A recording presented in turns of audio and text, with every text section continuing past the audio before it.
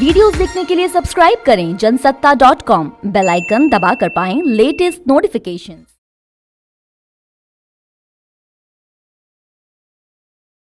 इस बार 15 अगस्त भी अलग परिस्थितियों में होगा। कोरोना महामारी की इस आपदा के बीच होगा। मेरा अपने युवाओं से, सभी देशवासियों से अनुरोध है कि हम स्वतंत्रता दिवस पर महामारी से आजादी का संकल्प लें, आत्मनिर्भर भारत का संकल्प लें, कुछ नया सीखने और सिखाने का संकल्प लें, अपने कर्तव्यों के पालन का संकल्प लें। हमारा देश आज जिस ऊंचाई पर है, वो कई ऐसी महान विभूतियों की तपस्या की वजह से हैं, जिन्होंने राष्ट्र निर्माण के लिए अपना जीवन समर्पित कर दिया। उन्हीं महान विभूतियों में से एक है लोकमान्य तिलक। 1 अगस्त 2020 को लोकमान्य तिलक जी की 100वीं पुण्यतिथि है। लोकमान्य तिलक जी का जीवन हम सभी के लिए बहुत बड़ी प्रेरणा है, हम सभी को बहुत कुछ सिखाता है। अगली बार जब हम मिलेंगे तो फिर ढेर सारी बातें करेंगे, मिलकर कुछ नया सीखेंगे और सबके साथ साझा करेंगे।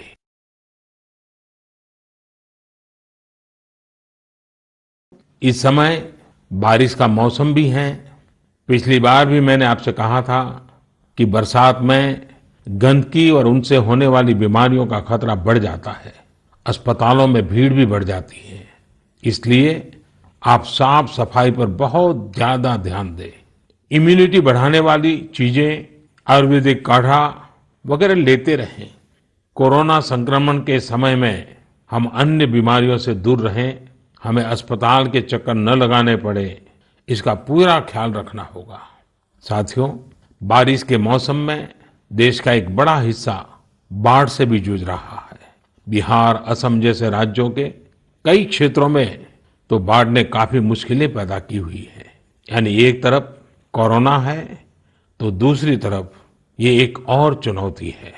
ऐसे में सभी सरकारें, एनडीआरएफ की टीमें, राज्य की आपदा नियंत्रण टीमें, स्वयंसेवी संस्थाएं सब एक साथ मिलकर जुटे हुए हैं, हर तरह से राहत और बचाव के काम कर रहे हैं।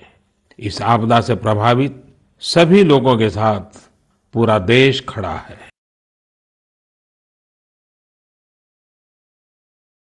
जम्मू में एक गांव त्रेवा ग्राम पंचायत है।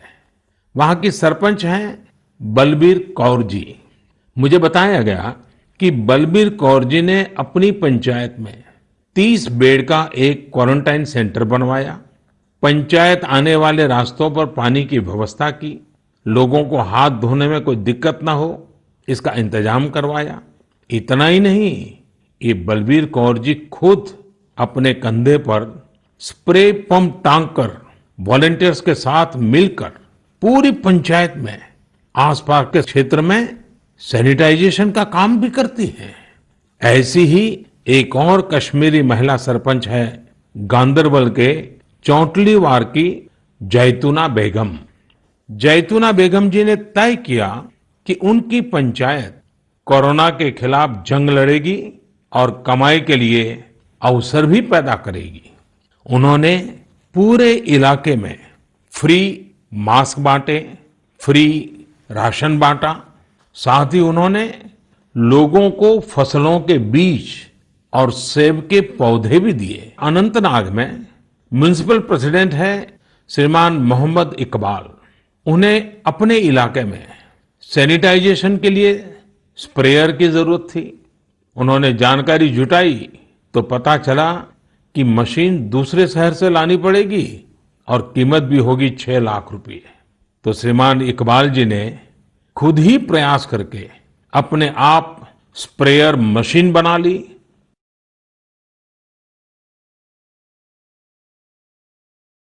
साथियों, अभी कुछ दिन बाद रक्षाबंधन का पावन पर्व आ रहा है। मैं इन दिनों देख रहा हूं कि कई लोग और संस्थाएं इस बार रक्षाबंधन को अलग तरीके से मनाने का अभियान चला रहे हैं। कई लोग इसे वोकल फॉर लोकल से भी जोड़ रहे हैं और बात भी सही है। हमारे पर्व हमारे समाज के, हमारे घर के पास ही किसी व्यक्ति का व्यापार बढ़े, उसका भी पर्व खुशहाल हो, तब पर्व का आनंद कुछ और ही हो जाता है। सभी देशवासियों को रक्षाबंधन की बहुत बहुत शुभकामनाएं। साथियों, 7 अगस्त को नेशनल हैंडलूम डे है। भारत का हैंडलूम, हमारा हैंडीक्राफ्ट अपने आप में सैकड़ों वर्षों का गौरवमय इतिहास समेटे हुए है। हम सभी का प्रयास होना चाहिए कि न सिर्फ भारतीय हैंडलूम और हैंडीक्राफ्ट का ज्यादा से ज्यादा उपयोग करें, बल्कि इसके बारे में हमें ज्यादा से ज्यादा लोगों को बताना भी चाहिए। भारत का हैंडलूम और हैंडीक्राफ्ट कितना रिच है, इसमें कितनी विविधता है, ये दुनिया जितना ज्यादा जानेगी उतना ही हमारे लोकल कारीगरों और बुनकरों को लाभ होगा।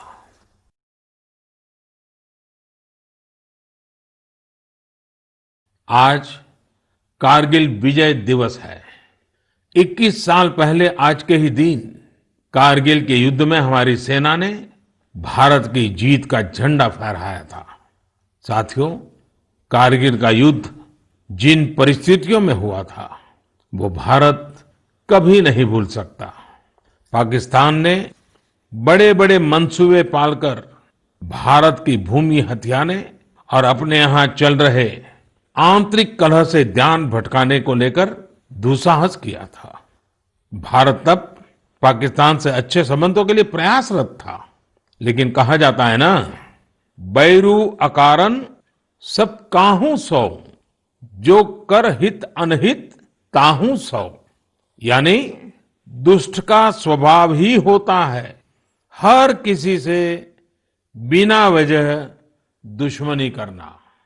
ऐसे स्वभाव के लोग जो हित करता है उसका भी नुकसान ही सोचते हैं।